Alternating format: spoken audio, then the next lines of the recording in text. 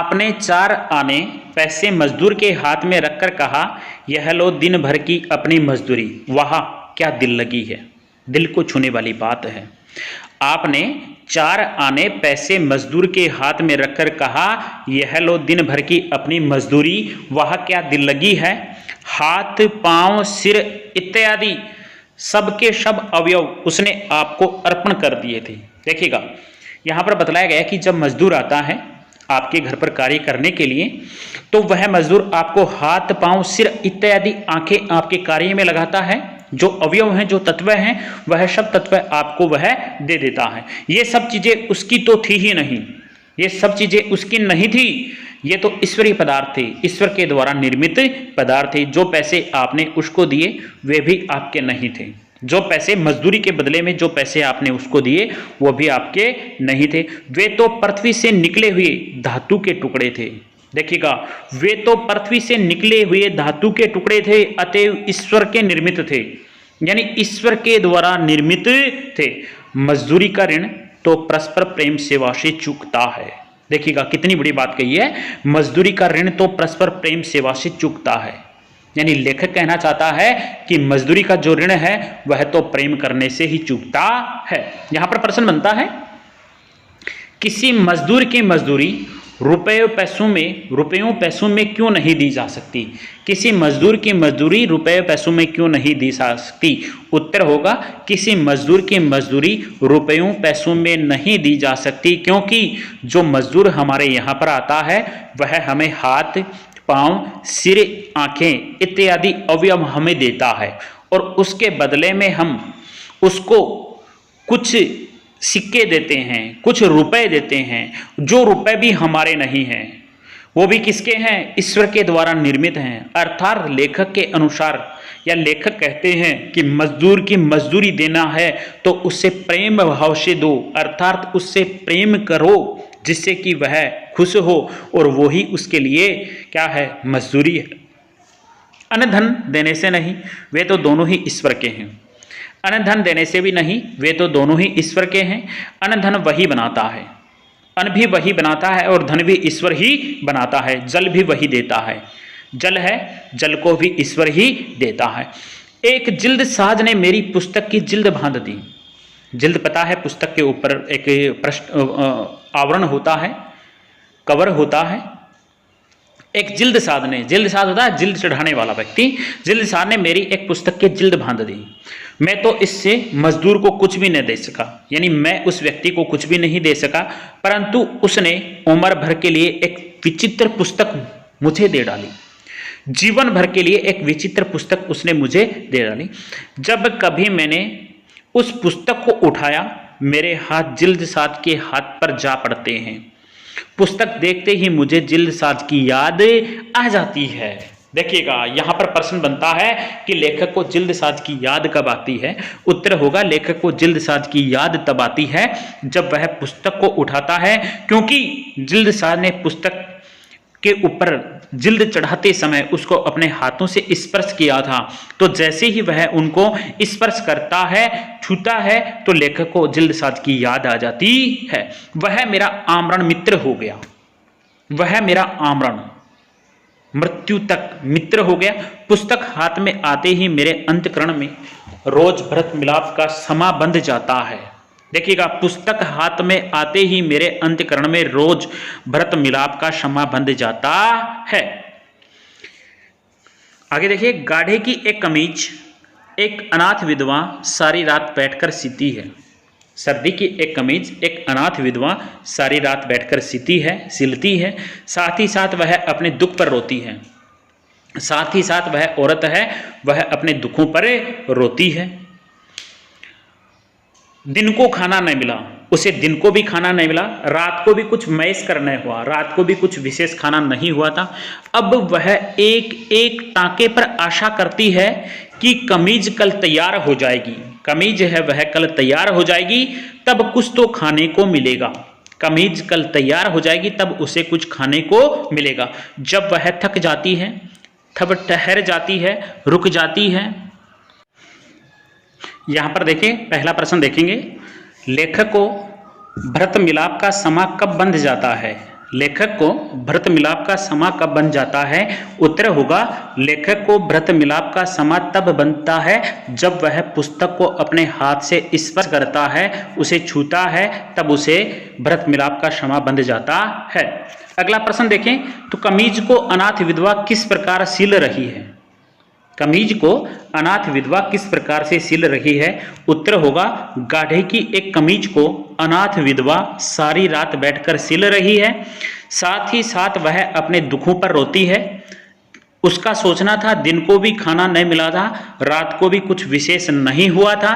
अब एक एक टाँके पर आशा करती है कि कल कमीज तैयार हो जाएगी तो उसे खाने को मिल जाएगा। जब वह थक जाती है तो रुक जाती है। आगे देखें, सुई हाथ में लिए हुए है, कमीज घुटने पर भिजी हुई है, उसकी आंखों की दशा उस आकाश की जैसी है जिसमें बादल बरसकर अभी अभी बिखरे हुए हैं। यानी क्या बतलाया गया है कि जो औरत है, विधवा औरत है, उसके हाथ में सुई है, कमीज है वह घुटनों तक भिजी हुई है, उसकी आंखों की दशा है वह इस प्रकार से है जैसे वह अभी अभी रोकर रुकी हो। खुली आंखें ईश्वर के ध्यान में लीन हो रही हैं। कुछ काल के उपरांत, कुछ समय के पश्चात हे राम कहकर उसने फिर सीना शुरू कर दिया। कुछ समय के पश्चात हे राम कहकर के वह फिर से सिलना प्रारंभ कर देती है। इस माता और इस बहन की सिली हुई कमीज मेरे लिए मेरे शरीर का नहीं, मेरी आत्मा का वस्त्र है। इसका पहनना मेरी तीर्थ यात्रा है। देखिएगा, मेरी आत्मा का वस्त्र है, इसका पहनना मेरी तीर्थ यात्रा है। यहाँ पर देखो, मेरी आत्मा का वस्त्र है, इसका पहनना मेरी तीर्थ यात्रा है। प्रश्न भी बनता है तो इसका उत्तर होगा कि लेखक का सोचना है कि वह औरत है, वह रात को भी उसे कुछ ज़्यादा खाना नहीं मिला था, दिन को कुछ विशेष नहीं हुआ है। और यही नहीं, अगर मैं उस औरत की जो सिली हुई कमीज है, उस कमीज को मैं लेऊंगा, पहन करूंगा, ग्रहण करूंगा, तब उस औरत को जो पैसे मिलेंगे उस पैसे से वह भोजन कर पाएगी। इसलिए इसका पहनना मेरी तीर्थ यात्रा के समान है। इस कमीज में उस विधवा के सुख, दुख, प्रेम और पवित्रता के मिश्रण में मिली हुई जीवन रूपनी गंगा की बाढ़ चली जा रही है। यानी इस कमीज में उस विधवा के सुख दुख का मिश्रण है, प्रेम और पवित्रता का मिश्रण है, और यही नहीं, जीवन रूपी गंगा की बाढ़ चली जा रही है। यानी जीवन रूपी जो दुख, कष्ट हैं, पीड़ाएं हैं, दुख हैं, वो सभी इसमें समाहित हैं। ऐसी मजदूरी और ऐसा काम प्रार्थना, संध्या और नमाज से क्या कम है? शब्दों से तो प्रार्थना हुआ नहीं करती, ईश्वर तो कुछ ऐसी ही मूक प्रार्थनाएं सुनता है और तत्काल सुनता है। प्रेम मजदूरी। देखिएगा, यहाँ पर एक प्रश्न और बनता है कि जो विधवा है वह कुछ समय के पश्चात फिर से कमीज सिलना प्रारंभ कर देती है, या विधवा जो कमीज सिल रही है तो उसका वर्णन अपने शब्दों में कीजिए। उत्तर होगा सुई हाथ में लिए हुए है, सुई हाथ में लिए हुए है, कमीज घुटनों पर बिछी हुई है, उसकी आंखों की दशा उस आकाश की जैसी है जिसमें बादल बरसकर अभी अभी बिखरे हुए हैं।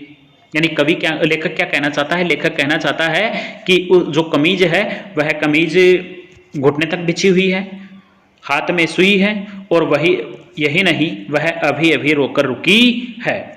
आगे देखें, प्रेम मजदूरी। मुझे तो मनुष्य के हाथ से बने हुए कामों में उनकी प्रेममय पवित्र आत्मा की सुगंध आती है। देखिएगा, लेखक ने क्या कहा है? लेखक ने कहा कि मनुष्य जो भी कार्य करता है, अपने हाथों से जो कार्य करता है, उसमें पवित्र आत्मा की सुगंध होती है। अर्थात जो कार्य करता है उस कार्य में एक अलग ही महत्व, उस कार्य का अलग ही महत्व होता है, उसकी पहचान होती है। राफेल एक प्रसिद्ध चित्रकार था। राफेल आदि के चित्रित चित्रों में उनकी कला कुशलता को देख इतनी सदियों के बाद भी अंतःकरण, मन के सारे भावों का अनुभव होने लगा। देखिएगा, राफेल है वह प्रसिद्ध चित्रकार था, और उसके जो चित्र थे वह वास्तव में सजीव के समान चित्र थे। सजीव यानी जीवित प्रतीत होते थे। उसके जो चित्र थे वह जीवित प्रतीत होते थे। केवल चित्र का ही दर्शन नहीं, किंतु साथ ही उसमें छिपी हुई चित्रकार की आत्मा तक के दर्शन होते हैं। देखिएगा, यही नहीं, उसके चित्र ही नहीं, उसके अंदर छिपी हुई जो चित्रकार की जो चित्रकारिता है उसके भी दर्शन होते हैं। परंतु यंत्रों की सहायता से, यंत्र यानी कैमरे की सहायता से, कैमरे की सहायता से बने हुए फोटो निर्जीव प्रतीत होते हैं। उनमें और हाथ के चित्रों में उतना ही भेद है जितना कि बस्ती और शमशान में। देखिएगा क्या बतलाया गया है, उनमें और हाथ के चित्रों में उतना ही भेद है जितना बस्ती जो होती है वह सजीव होती है, शमशान जो होता है वह निर्जीव होता है। तो देखिएगा यहां पर प्रश्न बनता है, राफेल के चित्र और कैमरे के चित्रों में क्या अंतर है? राफेल के चित्र और कैमरे के चित्रों में क्या अंतर है, या यंत्रों के चित्रों से क्या अंतर है? उत्तर होगा, राफेल के जो चित्र हैं वह प्रेममय पवित्र आत्मा की झलक देते हैं। यानी राफेल के चित्रों में उसकी आत्मा की झलक प्रतीत होती है। दूसरा देखें तो इसे, राफेल के चित्रों में उसकी कार्य कुशलता का पता चलता है। उसके बाद में अंतःकरण जो शब्द आया था, राफेल के चित्रों में अंतःकरण यानी मन के भावों का अनुभव होता है। उस आगे देखें तो राफेल के जो चित्र हैं, जब वह चित्र बनाता है तो उसकी चित्रकारिता का पता चलता है, और कैमरे के जो चित्र होते हैं उनमें कार्य कुशलता का पता नहीं चलता है। कैमरे के जो चित्र होते हैं वो मन भावनाओं के पर आधारित नहीं होते हैं। कैमरे के जो चित्र होते हैं वो शमशान के समान होते हैं, अर्थात निर्जीव होते हैं। परंतु जो राफेल के चित्र हैं वो बस्ती के समान होते हैं, यानी सजीव होते हैं। आगे देखें, हाथ की मेहनत से चीज में जो रस भर जाता है वह भला लोहे के द्वारा बनाई हुई चीज में कहाँ। जिस आलू को मैं स्वयं बोता हूँ, स्वयं पानी देता हूँ, जिसके इर्द गिर्द की घास पात खोदकर मैं साफ करता हूँ, उस आलू में जो रस मुझे आता है वह टीन के बंद किए हुए अचार मुरबे में नहीं आता है। देखिएगा लेखक ने क्या कहा है, लेखक ने कहा कि मनुष्य जब कार्य करता है, अगर कोई आलू उगाता है तो उस आलू में वह पानी देता है, उसकी साफ सफाई करता है, इर्द गिर्द में जो घास है उस घास को हटाता है, और जब वह तैयार हो जाता है तो उसका आलू का आनंद होता है वह सबसे ही अलग होता है। मेरा विश्वास है जिस चीज में मनुष्य के प्यारे हाथ लगते हैं उसके हृदय का प्रेम और मन की पवित्रता सूक्ष्म रूप से मिल जाती है। यानी जिस कार्य में मनुष्य के हाथ लगते हैं, जिस कार्य में मनुष्य के हाथ लगते हैं, जिस कार्य में मनुष्य के हाथ लगते हैं तो वह कार्य बहुत अच्छा हो जाता है। अर्थात मनुष्य जिस कार्य को करता है तो वह प्रेम पूर्वक उस कार्य को करता है। मन की पवित्रता सूक्ष्म रूप से मिल जाती है और उसमें मुर्दे को जिंदा करने की शक्ति आ जाती है।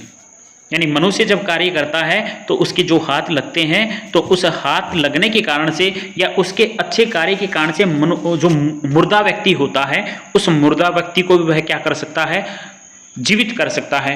होटल में बने हुए भोजन यहाँ नीरस होते हैं। देखिएगा, होटल में बने हुए भोजन नीरस होते हैं, यानी उसमें रस नहीं होता है, क्योंकि वहाँ मनुष्य मशीन बना दिया जाता है। होटल का जो भोजन होता है वह नीरस होता है क्योंकि वहाँ पर मनुष्य क्या बना दिया जाता है, मशीन बना दिया जाता है। परंतु अपनी प्रियतमा के हाथ से बने हुए रूखे सूखे भोजन में कितना रस होता है। जिस मिट्टी के घड़े को कंधों पर ला उठाकर मीलों दूर से उसमें प्रेममय मग्न, उसमें मेरी प्रेम मग्न। देखिएगा यहाँ पर एक प्रश्न बनता है कि होटल का भोजन नीरस क्यों होता है। उत्तर होगा, होटल का भोजन नीरस इसलिए होता है क्योंकि वहाँ पर मनुष्य को मशीन बना दिया जाता है। अर्थात मनुष्य है वह कार्य तो करता है लेकिन बहुत जल्द करता है। जितना आनंद घर के भोजन में आना चाहिए उतना आनंद वहाँ पर नहीं आता है, और उस भोजन में मसाले डाल दिए जाते हैं जिसके कारण से वह खाने में तो स्वादिष्ट लगता है लेकिन उसमें जो रस आना चाहिए घर का वह रस उसमें आता नहीं है। यहाँ पर लेखक फिर आगे बता रहा है कि उसकी जो प्रियतमा है, उसकी जो प्रेमिका है, उसकी जो पत्नी है वह बहुत दूर से घड़ों को कंधों पर उठा करके मील दूर से उसमें मेरी प्रेम मग्न प्रियतमा ठंडा जल भर लाती है। यानी मेरी प्रियतमा है वह ठंडा जल लेकर आती है। उस लाल घड़े का जल मैं जब पीता हूँ तब जल क्या पीता हूँ, अपनी प्रेयसी का प्रेमामृत का पान करता हूँ। देखिएगा क्या कहना चाह रहा है। लेखक कहना चाह रहा है कि मेरी जो प्रियतमा है वह बहुत दूर से जल लाती है। उस जल को जब मैं ग्रहण करता हूं तो वह जल वास्तव में बहुत स्वादिष्ट होता। जो प्रेम प्याला पीता हूं उसके लिए शराब क्या वस्तु है। जो प्रेम में प्याला मैं पीता हूं उसके लिए शराब भी कोई वस्तु नहीं है, यानी शराब भी उसके सामने तुच्छ है। प्रेम से जीवन सदा गदगद रहता है। प्रेम करने से मनुष्य का जो जीवन है वह सदा प्रसन्न रहता है, खुश रहता है। मैं अपनी प्रेयसी की ऐसी प्रेम भरी, रस भरी, दिल भरी सेवा का बदला क्या कभी दे सकता हूँ। लेखक कह रहा है कि क्या मैं अपनी प्रेयसी की प्रेम भरी, रस भरी, दिल भरी सेवा का बदला क्या कभी दे सकता हूँ। उधर प्रभात ने अपने सफ़ेद किरणों से अंधेरी रात पर सफ़ेद सी चिटकारी, इधर मेरी प्रेयसी मैना अथवा कोयल की तरह अपने बिस्तर से उठी। देखा क्या बतलाया गया है, यहाँ पर बतलाया गया है कि जैसे जैसे सुबह होती है, किरणें निकलती हैं, धरती के ऊपर किरणें अपना प्रकाश फैलाती हैं, मेरी प्रेयसी सुबह उठती है, मैना अथवा कोयल की तरह अपने बिस्तर से उड़ जाती है। उसने गाय का बछड़ा खोला, दूध की धारा से अपना कटोरा भर लिया, गाते गाते अन्न को अपने हाथों से पीसकर सफ़ेद आटा बना लिया। इस सफ़ेद आटे से भरी हुई छोटी सी टोकरी, सिर पर एक हाथ में दूध से भरा हुआ लाल मिट्टी का कटोरा, दूसरे हाथ में मक्खन की हांडी। जब मेरी प्रिया घर की छत के नीचे इस तरह खड़ी होती है तब वह छत के ऊपर की श्वेत प्रभा से अधिक आनंददायक, बलदायक, बुद्धिदायक जान पड़ती है। अधिक आनंददायक, बलदायक, बुद्धिदायक जान पड़ती है। उस समय वह उस प्रभा से अधिक रसीली, अधिक रंगीली, जीती जागती, चैतन्य और आनंदमयी प्रातःकालीन शोभा सी लगती है। मेरी प्रिया अपने हाथ से चुनी हुई लकड़ियों को अपने दिल से चुराई हुई चिनगारी से लाल अग्नि में बदल देती है। जब वह आटे को छलनी से छानती है तब मुझे उसकी छलनी के नीचे एक अद्भुत ज्योति की लो नजर आती है। जब वह उस अग्नि के ऊपर मेरे लिए रोटी बनाती है तब उसके चूल्हे के भीतर मुझे जो पूर्व दिशा की नभो लालिमा से अधिक आनंददायिनी लालिमा दिखाई पड़ती है। यह रोटी नहीं, कोई अमूल्य पदार्थ है। मेरे गुरु ने इस प्रेम से संयम करने का नाम योग रखा है। मेरा यही योग है। देखिएगा क्या बतलाया गया है, यहाँ पर लेखक ने अपनी प्रेयसी का वर्णन किया गया है कि उनकी जो प्रेयसी है वह बहुत दूर से जल लेकर आती है। जब मैं उसका जल पीता हूँ तो प्रेमामृत के समान होता है। उसके बाद में बतलाया है कि लेखक बतला रहा है कि मेरी प्रेयसी है वह सुबह बहुत जल्दी उठती है, मैना या कोयल की तरह बिस्तर से उठ जाती है। उठने के पश्चात वह गाय का बछड़ा खोलती है, दूध की धारा से कटोरा भर लेती है, गाते गाते अपने हाथों से अन्न पीसती है। उसके बाद आटे से टोकरी भर लेती है। एक हाथ में दूध से भरा हुआ लाल मिट्टी का कटोरा होता है, दूसरे हाथ में मक्खन की हांडी होती है और इस प्रकार से वह अपने घर का जो कार्य है वह करती है। यहाँ पर देखें तो एक प्रश्न बनता है, लेखक ने अपनी प्रेयसी का वर्णन किस प्रकार से किया है। यहाँ पर प्रश्न है, लेखक ने अपनी प्रियतमा का वर्णन किस प्रकार से किया है। उत्तर होगा, लेखक ने अपनी प्रियतमा का वर्णन निम्नलिखित या इस प्रकार से किया है कि जो उसकी जो प्रियतमा है वह सुबह जल्दी खड़ी होती है, बिस्तर छोड़ती है, मैना व कोयल की तरह बिस्तर छोड़ देती है और वह खड़ी होने के पश्चात बछड़ा खोलती है, दूध की धारा से कटोरा भर लेती है, गाते गाते अन्न को अपने हाथों से पीसकर सफ़ेद आटा बना लेती है और यही नहीं, छोटी सी टोकरी सिर पर रखती है, हाथ में दूध से भरा हुआ लाल मिट्टी का कटोरा होता है, दूसरे हाथ में मक्खन की हांडी होती है और बड़े प्रेम से अग्नि जलाती है और भोजन तैयार करती है। प्यारे विद्यार्थियों, अब आगे